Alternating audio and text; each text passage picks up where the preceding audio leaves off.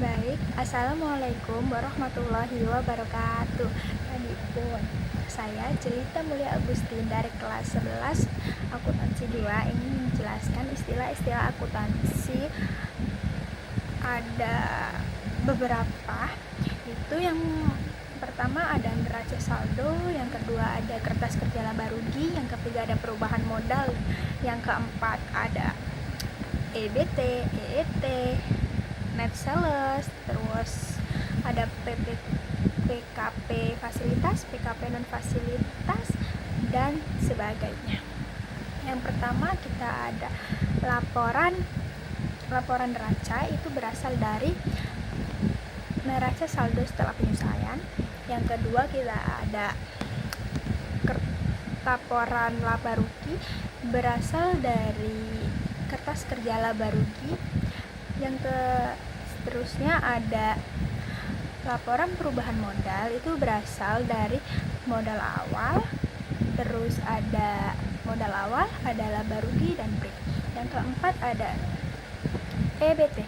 EBT itu adalah earning before tax. Earning before tax itu berasal dari mana? Asalnya dari operating income dikurang dengan total, other income, dan other expense. Setelah itu ada gross profit. Gross profit itu berasal dari net sales dikurang COGS. Setelah itu juga ada net sales. Net sales itu berasal dari sales of merchandise dikurang sales return dikurang lagi sama sales diskon. Yang ada lagi itu ada peredaran bruto.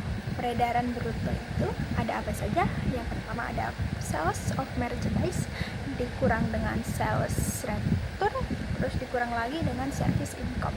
Setelah itu ada EAT, earning after tax. Earning after tax itu dia berasal dari EBT dikurang dengan income tax expense. Setelah itu ada PKP fasilitas. PKP fasilitas itu dia berasal dari 4,8 miliar dikali dengan peredaran bruto yang tadi. Setelah itu dikali dengan EBT. Setelah itu ada PKP non fasilitas. PKP non fasilitas itu berasal dari EBT dikurang dengan PKP fasilitas. Setelah itu lagi ada PPH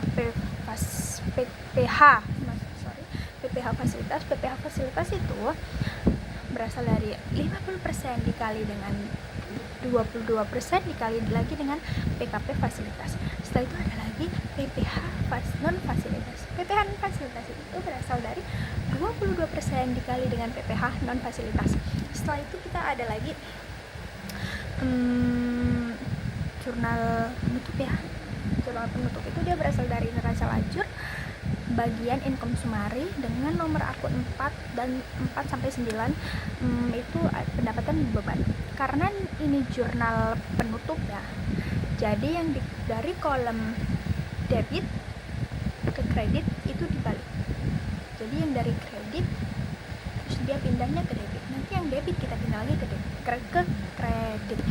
Setelah itu ada NNSP, neraca saldo setelah penutupan. Itu dia berasal dari neraca saldo yang sudah ditambah dengan jurnal penyesuaian.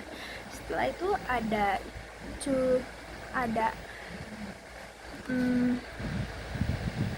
setelah itu kita ada kertas kerjaan neraca, itu dia berasal dari kolom neraca saldo pada worksheet. Setelah itu kita ada KK laba rugi. KK laba rugi itu berasal dari neraca saldo ditambah penyesuaian. Terus kita ada lagi kertas kerja adjustment. Adjustment itu dia berasal dari rekap semua saldo pada akun yang terakhir atau insyaallah.